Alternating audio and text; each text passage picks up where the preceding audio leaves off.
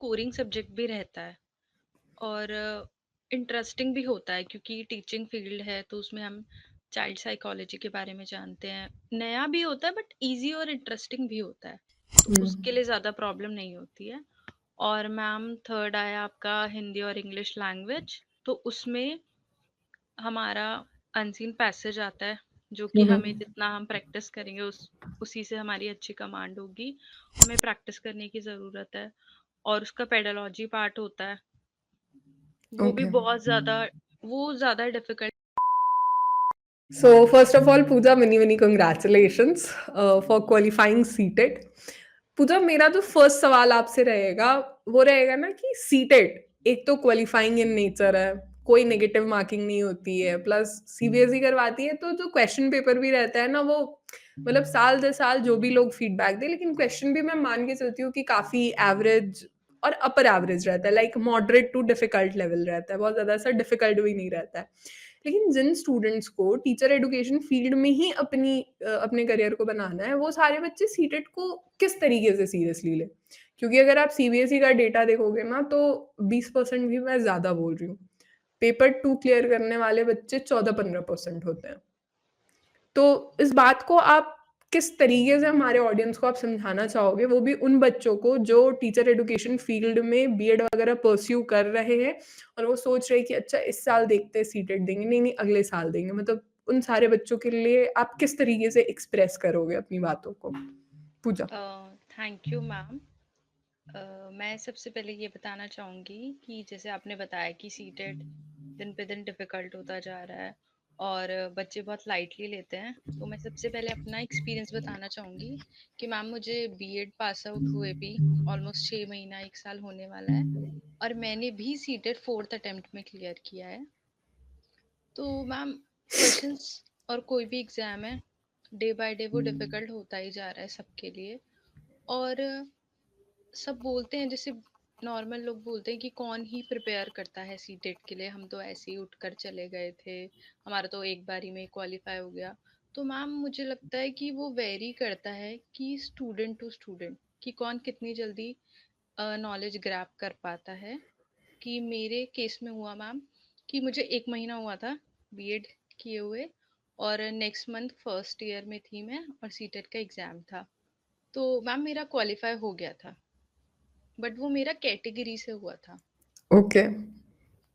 तो सिर्फ paper 1 clear होता, पेपर 2 नहीं हुआ था। तो सबने बोला हाँ ठीक है हो जाता है, ठीक है हो जाएगा, नेक्स्ट अटेम्प्ट में हो जाएगा। मैंने कहा ठीक है। फिर मैंने नेक्स्ट अटेम्प्ट दिया, हम उतने भी मार्क्स नहीं आए मेरे कि मैं किसी भी कैटेगरी से भी आ सकूं। फिर ओके। फिर थर्ड अटेम्प्ट दिया, उसमें भी नहीं हुआ। तो मैंने गिव अप किया, मैंने सोचा छोड़ो, कैटेगरी से ही चलाएंगे। बट फिर उसके बाद मैंने बिलास सर को बताया कि सर मेरा तो हुआ ही नहीं था क्वालिफाई। तो सर ने बोला नहीं अब मॉक वगैरह करना, हो जाएगा, पीवाईक्यू करना। और हाँ, एक चीज मैं आपको बताना भूल गई कि मैम मैंने ना फर्स्ट ईयर में सीटेट का बैच ले लिया था दिल्ली बाइट्स पे। हम्म। तो उससे 1 महीने बीएड में एडमिशन लिए, क्वालिफाई तो हो गया था पेपर कैटेगरी से, बट मुझे तो जर्नल से करना था। तो मैं अभिलाष सर को हमेशा बोलती थी कि सर आपने, जैसे सर ना ग्रुप्स वगैरह में या यूट्यूब पे बताते थे कि अगर आपका क्वालिफाई नहीं हुआ हमारे सीटेट के बैच से, हम आपको दोबारा एनरोल करेंगे हम्म। विदाउट फी। तो मैं सर को स्क्रीनशॉट भेजती थी कि सर आपने मुझे तो ये स्कीम नहीं दी कि मेरा क्वालिफाई नहीं भी हुआ और आपने मुझे दोबारा एनरोल नहीं कराया। तो सर ने, अब मैं बार बार बोलती थी, सर ने बोला ठीक है इस बार तुम्हें बिना फी के एनरोल करा देंगे। तो मैम ये मेरे ओके। लिए बहुत फ्रूटफुल रिजल्ट रहा। और जितना जल्दी कोई भी स्टूडेंट हो क्वालिफाई कर ले तो मैम वो बहुत बेटर रहता है।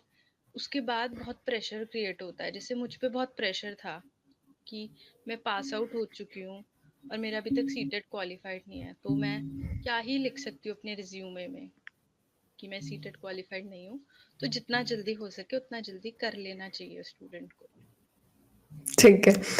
Pooja, coming to the next question basically, जैसे कि अगर हम सीटेट के पेपर 2 पे अगर थोड़ी सी अगर हम चर्चा करें, सिंस बीएड वाले जो बच्चे होते हैं उनके लिए वो अब since after the supreme court order वो पेपर 2 के लिए एलिजिबल रहते हैं, और यहाँ पे जैसे आप भी बीएड की डिग्री आपकी कंप्लीट हो गई है, तो अगर हम पेपर 2 पे थोड़ी-सी चर्चा करें कि पेपर 2 का जो डिस्ट्रीब्यूशन रहता है, वो रहता है 30:60 30:30 का, ठीक है? इसमें सीडीपी के पोर्शन रहते हैं, सोशल साइंस एंड ऑल। तो जो सीडीपी का पार्ट रहता है ना पूजा, वो सारे बच्चों के लिए नया होता है। मतलब अगर कोई स्टूडेंट टीचर एजुकेशन फील्ड में नहीं आ रहा है, तो उसे चाइल्ड डेवलपमेंट एंड पेडागोजी का नाम भी वो नहीं सुनेगा या सुनेंगी। ठीक है? और कोई स्टूडेंट अगर टीचर एजुकेशन फील्ड में आ जा रहा है, तो एंट्रेंस के टाइम पे वो पहले टीचिंग एप्टीट्यूड सुनेगा। फिर बीएड जब परस्यू कर रहा होगा, तब वो सुनेगा कि there is something called child development and pedagogy. तो सीडीपी वाले पोर्शन को किसी को किस तरीके से पढ़ना चाहिए, किस तरीके से रिहर्स करे कि जब फाइनल प्रोग्राम का मौका है, तो we will rock. Social science की बात करें तो सोशल साइंस पे कमांड कैसे बनाएँ, उसके कंटेंट पे हम कैसे काम काम करें, अगर हमारा वीक है। लैंग्वेज को हम कैसे एनहांस करें, कि अगर लैंग्वेज 60 मार्क्स के आते, तो उसमें नहीं-नहीं भी करते-करते तो 40-45 मार्क्स हमारा स्कोर हो ही जाए एक सेफ साइड के लिए। तो पूजा उस पे कोई काम कैसे करे? आप ज़रा इस बात को ना सब्जेक्ट वाइज़ बताओ, पूजा। ओके मैम, मैं सबसे पहले सीडीपी का बताती हूँ अपने एक्सपीरियंस से कि मैम सीडीपी ना काफ़ी स्कोरिंग सब्जेक्ट भी रहता है और इंटरेस्टिंग भी होता है क्योंकि टीचिंग फील्ड है तो उसमें हम चाइल्ड साइकोलॉजी के बारे में जानते हैं। नया भी होता है बट इजी और इंटरेस्टिंग भी होता है। उसको प्रिपेयर करने के लिए आई थिंक हमें सबसे पहले किसी भी एग्जाम को प्रिपेयर करने के लिए मेरे एक्सपीरियंस से हमें पीवाईक्यू देखने चाहिए कि पहले कौन से क्वेश्चंस आए हुए हैं, जिससे हमें एक आइडिया लग जाता है कि इस टाइप के क्वेश्चंस आते हैं। तो मैं उसके लिए भी यही कहूंगी कि सीडीपी के पहले हमें पीवाईक्यूज देखने चाहिए। उसके बाद हमें टॉपिक वाइज प्रिपेयर करना चाहिए। बहुत स्कोरिंग सब्जेक्ट होता है। 30 आउट ऑफ 30 आ सकते हैं और आते हैं लोगों के।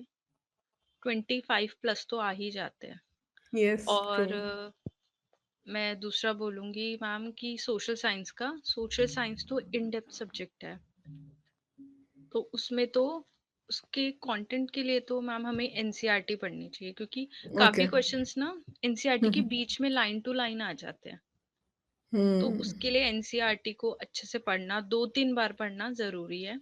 हुँ, और जो उसके पेडालॉजी के क्वेश्चंस होते हैं वो बहुत ज्यादा डिफिकल्ट नहीं होते। वो सीडीपी से उसको बहुत हेल्प मिलती है मैम। जब हम ओके। सीडीपी के क्वेश्चंस करते हैं तो उससे हम सोशल साइंस के जो पेडोलॉजी पार्ट होता है उसके लिए भी हम प्रिपेयर हो जाते हैं। तो हुँ, उसके लिए ज़्यादा प्रॉब्लम नहीं होती है। और मैम थर्ड आया आपका हिंदी और इंग्लिश लैंग्वेज। तो उसमें हमारा अनसीन पैसेज आता है जो कि हुँ, हमें हुँ, जितना हम प्रैक्टिस करेंगे उसी से हमारी अच्छी कमांड होगी। हुँ, उसमें हुँ। 15 मार्क्स की पेडोलॉजी आता है और 15 मार्क्स का कंटेंट आता है। ओके। तो तो मतलब लैंग्वेज के लिए आप कुछ ऐसा स्पेशल बोलोगे क्या कि रिकमेंड करना चाहिए, या सोशल साइंस के लिए जैसे अभी आपने एनसीईआरटी कहा, तो सिर्फ़ एनसीईआरटी पे डिपेंडेंट रहें या कुछ कोई और बुक्स वगैरह लें? इस पे थोड़ा-सा अगर आप इन डेप्थ चर्चा करें पूजा तो? मैम मुझे ऐसा लगता है कि एनसीईआरटी इनफ है। एनसीईआरटी पढ़ना भी एक अपने आप में बहुत बड़ा चैलेंज है मैम, पूरा। क्योंकि कोई भी क्वेश्चन लाइन टू लाइन आ जाता है बीच में से। हम एक हुँ, एक हुँ। बार पढ़ जाते हैं या हमने पढ़ी है वो 6 to 8, हम 6 to 8 क्लासेस से पढ़कर आए हैं, फिर भी हमें वो चीज़ें याद नहीं है। फिर हम हुँ, उसे 1 बार 2 बार 3 बार जितना रिवाइज करेंगे उतना अच्छा रहेगा। हुँ, और हिंदी इंग्लिश के लिए तो एज सच मेरे को नहीं लगता कोई बुक है। हुँ, सिर्फ हुँ। जो अनसीन पैसेजेस आते हैं उसकी हमें प्रैक्टिस करने की ज़रूरत है। और उसका पेडालॉजी पार्ट होता है, वो भी ओके। बहुत ज़्यादा, वो ज़्यादा डिफिकल्ट मुझे नहीं लगा। मुझे मुझे मैम बेसिकली ज़्यादा लगा कि जो भी मैंने क्लासेस ली दिल्ली बाइट से उससे मुझे अच्छा हेल्प मिली। तो हुँ, मुझे हुँ। ऐसे किसी बुक की तरफ नहीं जाना पड़ा कि ये बुक ले लेनी चाहिए, ये बुक पढ़ लेनी चाहिए, या कोई प्रैक्टिस कोई बुक अगर हुँ। है फेमस कि वहां से वो बुक ले लो। तो इसलिए मैं कुछ बुक को रिकमेंड नहीं कर पाऊंगी एनसीईआरटी के अलावा। ओके, ठीक है, बहुत बढ़िया पूजा। पूजा यहाँ पे ना एक फ़ॉलोअड अप क्वेश्चन जो आ जाता है कि ये कितना डिफ़िकल्ट रहता है? पहला तो रेगुलर गोइंग जो स्टूडेंट रहते हैं, जो रेगुलर बीएड कर रहे होते हैं, डेली उन्हें क्लास लेनी होती है कॉलेज में, अटेंडेंस उनके लिए मैंडेटरी रहती है। तो उनके लिए कितना मुश्किल रहता है कि आप रेगुलर लय में एक डिसिप्लिन के साथ सीटेट के लिए तैयारी करो। और दूसरा, इसी के साथ अगर एक सवाल और जोड़ूँ मैं कि सीटेट के प्रिपरेशन में सीटेट के जो पीवाईक्यूज़ हैं, वो कितना मैटर करती है? क्योंकि अगर मैं प्रीवियस ईयर क्वेश्चन पेपर की बात करूँ तो बहुत से बच्चे ना 2011 का उठा लाएँगे जब से सीटेट शुरू हुआ है। तो क्या उतना पुराना उठाने की ज़रूरत है या पीवाईक्यूज़ और कितना डिफ़िकल्ट होता है एक रेगुलर गोइंग स्टूडेंट के लिए चीज़ों को मैनेज करना? पूजा। मैम जैसा हम सब जानते हैं कि बीएड में काफ़ी ज़्यादा होता है, प्रेशर होता है, बहुत ज़्यादा काम हुँ, होता है और उससे पहले जो हमने ग्रेजुएशन या पोस्ट ग्रेजुएशन की होती है, उससे बहुत डिफ़िकल्ट होता है। हुँ, हुँ। सॉरी बहुत डिफरेंट होता है, डिफ़िकल्ट तो नहीं कहूँगी, बहुत ओके। डिफरेंट होता है बीएड। उसमें बहुत सारी को-करिकुलर एक्टिविटीज़ होती है, बहुत सारी चीज़ों में हमें कॉलेजेस में पार्टिसिपेट भी करना होता है हुँ, और हुँ, वो हुँ। भी एक बीएड के करिकुलम का पार्ट है, उससे भी बहुत हुँ, हुँ। ज़्यादा हमें चीज़ें सीखने को मिलती है। हुँ, हुँ। क्योंकि स्कूल में वो सारी चीज़ें होती है, तो उन चीज़ों को अगर हुँ। हम एज़ अ टीचर नहीं सीखेंगे तो वो हमारे लिए अच्छा ठीक नहीं होगा। हुँ, और हुँ। रहा सवाल मैंने जैसे बताया ही था मैम की स्टार्टिंग में कि जितनी जल्दी हम सीटेट को कर लें उतना ज़्यादा अच्छा रहता है क्योंकि फिर सेकेंड ईयर में हमारी ट्रेनिंग पे हमें जाना होता है स्कूल्स वगैरह में एसईपीज़ में, यस। एसएपीज में हम बहुत ज़्यादा ऑक्यूपाइड हो जाते हैं वहाँ पे जाके तो जितनी हुँ, जल्दी हम कर लेंगे उतना अच्छा होता है और हर चीज़ को मैम मैनेज करना ही पड़ता है हुँ। हम ठीक जितने है। भी स्टूडेंट हैं बीएड के वो रिलेट कर पा रहे होंगे डेफ़िनेटली हाँ, सही बात है। और पीवाईक्यूज़ के रोल के बारे में आप क्या कहोगे कि पीवाईक्यू किस हिसाब से मदद करता है किसी भी स्टूडेंट को? मैम पीवाईक्यू से ना हमें क्वेश्चन का स्ट्रक्चर समझ आता है हुँ।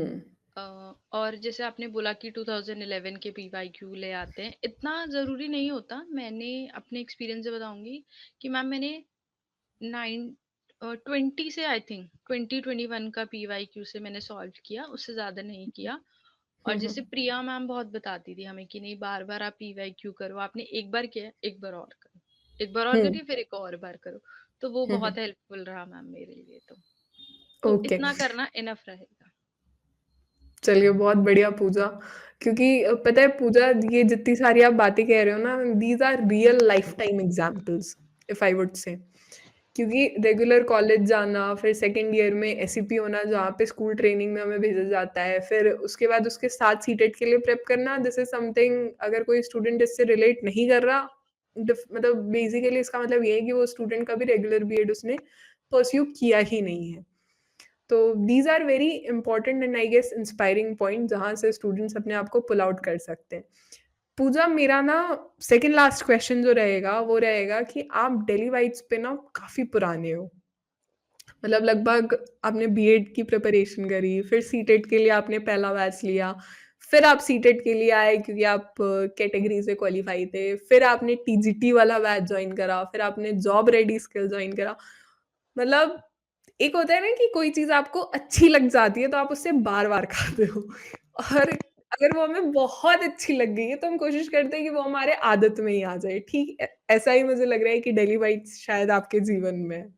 कि वो आपकी आदत में ही आ गया है। तो आप अपने डेली वाइब्स के एकदम रॉ एक्सपीरियंस को बिना कोई एक्सेजरेशन के, बिना कोई दिक्कत के अगर आप डेली वाइब्स के होलसम एक्सपीरियंस को एक्सप्रेस करो पूजा तो किस तरीके से आप करोगे? पूजा। मैम दिल्ली बैठ पे मुझे ऑलमोस्ट 3 to 4 years हो चुके हैं हुँ, और हुँ। मैं यहाँ पे जब आई थी तो मुझे कुछ भी नहीं पता था बीएड का हुँ, बस हुँ। हाँ मैंने गूगल पे जस्ट सर्च किया था कि हुँ, हुँ। ड्यू ड्यू बीएड एडमिशन हुँ, हुँ। फॉर्म फिलिंग तो मुझे सबसे पहले अभिलाष सर दिखे थे मतलब एक वीडियो दिखी थी और ये बात मैंने अपने फीडबैक में भी बताया था ओके। तो फिर मैंने सर को इंस्टा वगैरह पे कांटेक्ट किया सर ने बोला ठीक है मेरी आप देख लो वीडियोस हैं उससे समझ लो सर ने ये नहीं बोला बिल्कुल भी कि आओ आप ये वाला बैच ले लो हम बैच स्टार्ट करें फिर मैंने देखा चीजें फिर मैंने बैच के फर्स्ट बैच से हूँ मैम मैं जो ड्यू हुँ, का हुँ। 2022 में बैच स्टार्ट हुआ था हुँ। फिर आईपी का भी बैच लिया मैंने फिर सीटेट का येस। मेरा बहुत अच्छा एक्सपीरियंस रहा कि ये रहा कि इतने इजी वे में भी पढ़ाई हो सकती है अपने घर पे बैठ के जैसे मैम मैं करेक्ट। वर्किंग थी मैं ऑफिस हुँ, जाती थी हुँ। मुझे जॉब हुँ। छोड़ के बीएड करना था बट उस टाइम नहीं छोड़ सकती थी तो मेरे लिए बहुत ही अच्छा था कि रात को 9 बजे क्लास होती है मुझे उसके लिए कहीं बाहर नहीं जाना और मैं टीचर से पूछ सकती हूँ मुझे ऐसा लगता हुँ। था मैं कोई ऐसे हायर एजुकेशन के लिए प्रिपेयर नहीं कर रही मैं एक ट्यूशन में पढ़ रही हूँ जहाँ मैं अपनी टीचर से बात कर सकती हूँ, कोई हाउ भी स्वीट। प्रॉब्लम बोल सकती हूँ, यस। मुझे हाँ। कोई भी डाउट है। ऐसा नहीं लगता था कि हम एक बहुत बड़े बैच में बैठे हुए हैं कि बस पढ़ा के टीचर और चला जाएगा। हुँ, ऐसा हुँ, बिल्कुल भी मुझे कभी भी फील नहीं हुआ दिल्ली बाइट्स पे। हुँ, और मैम हुँ, पर्सनली बताऊं, मुझे दिल्ली बाइट्स से ना ऐसा पढ़ने की आदत होगी ना कि मुझे कहीं और जाने का मन ही नहीं करता। ऐसा लगता है कि फिर वहां पे वो ही होगा, बस भीड़ में मैं बैठी होंगी और हुँ। कोई बस पढ़ाकर चला जाएगा टीचर। मुझे समझ आया नहीं आया उससे उनको कोई फर्क नहीं पड़ेगा। तो मुझे यस। बेस्ट चीज दिल्ली बाइट की ये सबसे अच्छी चीज लगती है, इसीलिए शायद मैं बार बार हर बैच के लिए यहीं पे आ जाती हूँ। गुड, वेरी गुड पूजा। पूजा, एक अगर मैं लास्ट क्वेश्चन पूछूं आपसे, कि आपकी जो ये पूरी जर्नी रही है, from pursuing BEd to take a degree of BEd to CTET to get CTET qualified and all, इस पूरे जर्नी को आप हमारे अपकमिंग एस्पिरेंट के लिए कैसे एक्सप्रेस करोगे? मतलब अगर मैं आपसे एक होलसम समरी पूछूं regarding your journey and real life time experience, तो आप कैसे एक्सप्रेस करोगे Pooja? Ma'am, as a B Ed student, जिस भी तरीके से आप खुद को अभी देखते हो, क्योंकि आपने डिग्री ले ली है, सीटेट आपकी क्वालिफाई हो गई है, तो आप जिस भी तरीके से खुद की जर्नी को देखते हो, आप अगर हमारे इस पेरेंट्स के लिए एक्सप्रेस करना चाहो, तो आप कैसे करोगे पूजा? मैम मुझे ऐसा लगता है कि अ, मुझे सबसे ज्यादा दिल्ली बाइट्स पे लगता है कि अभिलाष सर जो हैं वो बहुत हम्म, अच्छे से हमें इंस्पायर करते हैं। वो बहुत हम्म, सारी चीजों को ना हमें एकदम हम्म। रियलिटी दिखा देते हैं हमें कि ओके। ये सही है और आप देखना ऐसा होगा। हम्म, और बहुत सारी चीजों को ना हम्म। सर रियल वे में हमें बता देते हैं कि, और बहुत सारे बच्चों को बहुत सीरियस लगती है सर की बातें, और मुझे तो पर्सनली सर कुछ भी बोल जाते हैं ना, मुझे हर चीज इम्पोर्टेंट लगती है अभिलाष सर की। सही बात है, हाँ। वो सारे हाँ बच्चे सर ने रिलेट करेंगे जो भी। हाँ, करते हैं, सब करते हैं। हाँ सर ने हाँ। ऐसा बोला था, और सर बोल देते हैं, सर को याद है, देखा मैंने तुम्हें ऐसा बोला था ना, ऐसा ही हुआ हम्म, ना, मुझे पता था हम्म, ऐसा होगा। हम्म, तो मैम मुझे ऐसा लगता है एक स्टूडेंट के लिए जो हम्म, किसी भी चीज के लिए प्रिपेयर कर रहा हो, अगर हम बीएड के लिए, तो एक अच्छी गाइडेंस मिलना सबसे ज्यादा जरूरी है। हम्म। जैसे मैंने दिल्ली बाइट्स ज्वाइन किया, तब मुझे नहीं पता था कि बीएड में एडमिशन लेने के बाद सीटेट भी देना पड़ेगा। मुझे यहाँ करेक्ट। आके पता चला कि हम्म, सीटेट जैसा कोई एग्जाम होता है जो क्वालिफाई करना बहुत जरूरी है हम्म, उसके लिए। और फिर बहुत सारी यूनिवर्सिटीज होती हैं, उसमें कैसे प्रिपेयर करना है, क्वेश्चन पेपर कैसे आएगा। और एक वर्किंग स्टूडेंट के लिए, जो कि वर्किंग है, उसके लिए बहुत प्रॉब्लम होती है कि उसे कैसे गाइडेंस चाहिए। उसे तो एक प्रिपेयर सी चीज चाहिए ना कि इतना है भाई, इतना पढ़ लो, इतना हो जाएगा, या इतनी इतनी यूनिवर्सिटी है, कोई गाइड कर दे। क्योंकि इतना टाइम नहीं होता एक वर्किंग के पास कि वो इतना सब कुछ एक्सप्लोर कर पाए खुद से। करेक्ट। हम्म। तो ये मेरा रहा कि मुझे यहाँ पे गाइडेंस मिल गई कि इतनी सारी यूनिवर्सिटीज हैं, आप उसमें अप्लाई करो, उनका पेपर स्ट्रक्चर ऐसा है। और उसके बाद आप फर्स्ट ईयर में ही सीटेट क्वालिफाई कर लो, आपके लिए बेटर रहेगा, आप आगे जाके बहुत ज्यादा ऑक्यूपाइड हो जाओगे चीजों में। वो ही हुआ। हुँ, उसके बाद मैं बहुत ज्यादा ऑक्यूपाइड हो गई, फिर बार बार प्रिपेयर करने के बाद भी एग्जाम क्वालिफाई नहीं हो रहा था। अब अब जब पास आउट हो चुकी हूँ तो मैम वर्किंग होने का प्रेशर है कि जॉब नहीं है, जॉब करनी है। फिर अब सीटेट क्वालिफाइड हो गया तो मैं खुश हूँ कि अब मैं गुड। हाँ, अच्छे से गुड। अप्लाई कर सकती हूँ किसी भी स्कूल्स वगैरह में। ओके। और यही रहा मैम मेरा। काफी अच्छा एक्सपीरियंस था मेरा दिल्ली बाइट्स के साथ, तो बहुत ज्यादा अच्छा एक्सपीरियंस था। और मैं और भी चाहती हूँ कि मैं हमेशा दिल्ली बाइट्स के साथ ज्वाइन रहूँ, हुँ, हुँ। और मुझे अभिलाष सर गाइड करते रहे हमेशा। Very nice, thank you so much Pooja. पता है पूजा, अक्सर क्या होता है ना, जिन लोगों के ऐसे लीनियर एक्सपीरियंसेस रहते हैं ना, कई बारी ठीक है उनके एक्सपीरियंसेस से भी हम सीखते हैं, लेकिन जिनका एक्सपीरियंस थोड़ा सा अप डाउन, किसी अटेम्प्ट में नहीं निकला, फिर किसी अटेम्प्ट में किस तरीके से निकला, वो सारी चीजें जब होती है ना, तो वो काफी ज्यादा इंस्पायरिंग होती है हमारे उन बच्चों के लिए जो बच्चे भूले भटके बीएड कर रहे होते हैं, कि कुछ नहीं हुआ तो चलो बीएड कर लेते हैं। तो that was your story, and this is one of the most inspiring story which I have heard. Thank you so much Pooja for your thank you so time much. and thank for your you. words. Thank you. Thank